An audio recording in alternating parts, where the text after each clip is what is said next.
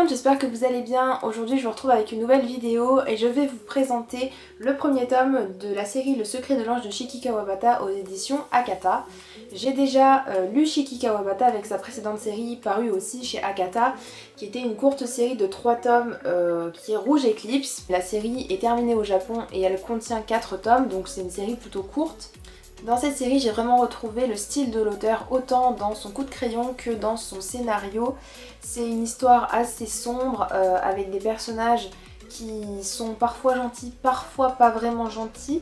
Ça raconte l'histoire d'Asahi, une jeune fille qui, quand elle était plus jeune, allait dans une école de dessin. Sa professeure Yuki a été assassinée et tous les gens se sont tournés vers un garçon du club de dessin qui s'appelle Tenji, et donc ils ont surnommé l'ange, vu que Tenji veut dire ange en japonais. On ne sait pas vraiment comment ça s'est passé, mais en gros tout portait à croire que c'était lui qui l'avait assassiné, et donc comme il était jeune, il avait 11 ans, et ben il a fait quelques années pour essayer de se remettre dans le droit chemin, et puis en fait maintenant il est ressorti. Alors que cette histoire date de 5 ans, Asahi va tomber sur Itsuki, le petit frère de Yuki. Elle va essayer de trouver des réponses à ses questions, elle en a plein et elle a jamais réussi à vraiment avoir de vraies réponses puisque Tenji a disparu dans la nature. Donc voilà, elle se demande pourquoi est-ce qu'il aurait voulu tuer Yuki alors que c'était plutôt une personne qu'il appréciait. On va se plonger dans le passé avec Asahi, puisque Asahi côtoyait Tenji, et donc elle va expliquer à Itsuki comment ça se passait, elle va expliquer à Itsuki pourquoi est-ce qu'il était arrivé dans ce club de dessin, et puis finalement on va se rendre compte que Tenji, il n'a pas vraiment de motif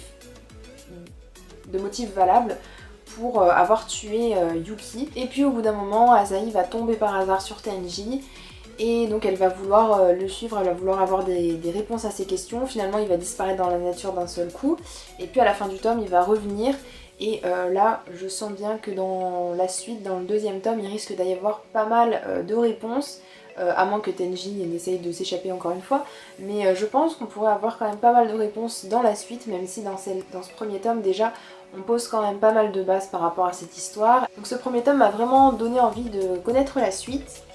Pour ce qui est des dessins, moi je suis pas vraiment super fan de ce Kara design. Je trouve que la couverture par contre est super jolie, mais comme je l'avais dit pour la première série que j'avais lue de cet auteur, je suis pas très fan en fait de ce type de dessin. Mais franchement l'histoire en elle-même, le scénario passe complètement au-dessus de ça. Et dès qu'on est dedans, en fait, finalement, moi j'oublie. En même temps, j'ai envie de dire, dans cette histoire-là, on parle pas du tout de romance, ou très peu, et il y a certains moments vraiment très ponctuels, et puis on s'attarde pas du tout sur les sentiments des personnages, enfin sur les sentiments amoureux en tout cas. Donc il n'y a pas besoin d'avoir des super dessins de shoujo. Donc voilà, je pense que ça va aussi avec l'atmosphère du manga. Donc bien sûr, si vous avez aimé la première série de l'auteur, je pense que celle-ci vous conviendra tout autant.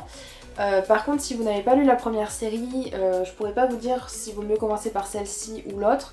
Il y a toujours cette atmosphère un petit peu sombre, donc si ce genre de choses vous intéresse, je pense que...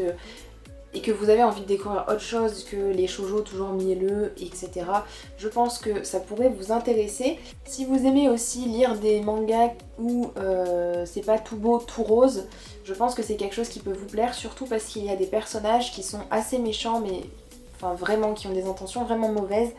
Donc je pense que ça pourrait vous intéresser. Donc c'est tout pour ma vidéo, j'espère qu'elle vous aura plu. N'hésitez pas à me dire en commentaire si vous avez lu ce livre et si vous l'avez aimé.